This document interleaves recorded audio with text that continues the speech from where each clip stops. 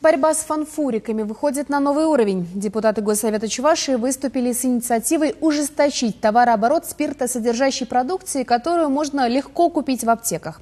С таким предложением наши парламентарии обратились к премьер-министру России Дмитрию Медведеву и председателю Госдумы Вячеславу Володину. Наряду с вопросом пить или не пить, другой – продавать или не продавать. Безобидные пузырьки можно свободно приобрести во многих аптеках. Их часто спрашивают пожилые люди. Жидкости мы продаем лечебные, настойки боярышника, валерьянки, пустырника, корвалол тот же самый. Это все-таки людям необходимо и успокаивающие как действие.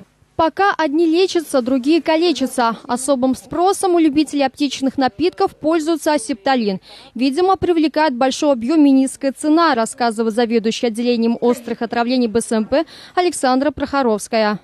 Асептолин, по сути, это 90 или 70% спирт. За этим скрывается замаркированный этиловый алкоголь или этанол.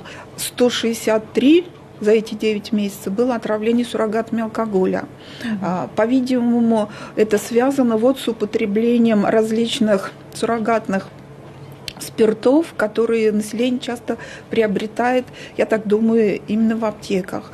Хронический гепатит, панкреатит, язвенная болезнь – наиболее распространенные диагнозы у лиц, злоупотребляющих так называемыми фанфуриками.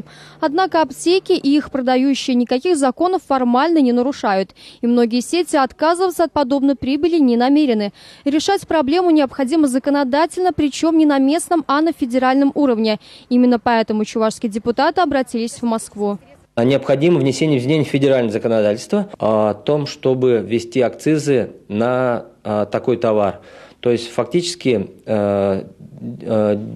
этот спирт, так называемый, он дешевый в связи с тем, что он не подакцизный. И второе обращение, которое мы поддержали, это о снижении объемов продаваемых, так сказать, спиртосодержащей продукции.